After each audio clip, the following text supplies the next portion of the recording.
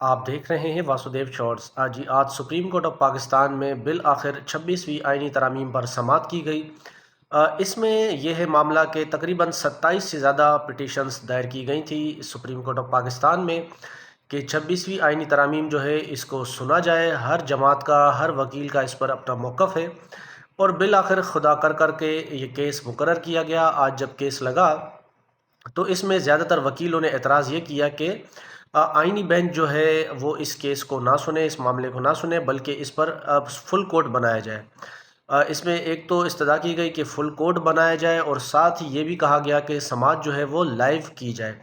تاکہ اس کو عوام بھی دیکھ سکے۔ بالآخر آج یہ ہوا کہ سپریم کورٹ آف پاکستان سے آئینی بینچ نے جو ہے وہ حکومت سے جواب طلبی بھی کر لی، اور ساتھ ہی انہوں نے نوٹسز بھی تمام فریقین کو جاری کر دیے، اور 3 ہفتے کا ٹائم دیا ہے۔ معاملہ یہ ہے کہ اب 3 ہفتے کے بعد جب دوبارہ سماعت ہوگی تو یہ فل کورٹ اس کو سنے گا، اور یہ سماعت لائیو بھی ہوگی۔ لیکن اس کے بعد، یہ 3 ہفتے کے نوٹس کے بعد، آج ایک خبر اور آئی ہے کہ سپریم کورٹ آف پاکستان جو ہے جوڈیشل کمیشن کا اجلاس 11 فروری کو بلانے جا رہا ہے، جس میں ہوگا یہ کہ سپریم کورٹ آف پاکستان میں 8 ایڈیشنل سپریم کورٹ میں جو ہیں ججز تعینات کر دیے جائیں گے۔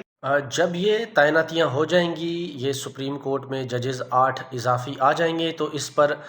سپریم کورٹ آف پاکستان کے جو سینئر رپورٹر ہیں ان کا زیادہ تر کا یہی ماننا ہے کہ 3 ہفتے کا ٹائم اس لیے دیا گیا ہے کہ حکومت کو خطرہ ہے کہیں 26ویں آئینی ترامیم جو ہے وہ عدالت سے ختم ہی نہ ہو جائیں۔ اس لیے حکومت چاہتی ہے کہ اپنی اکثریت جو ہے وہ سپریم کورٹ میں رکھے، کیونکہ 26ویں آئینی ترامیم کے بعد عدالتوں میں ججز جو ہیں وہ ججز کمیٹی لگاتی ہے، اور اس میں حکومت کے لوگ بھی شامل ہوتے ہیں۔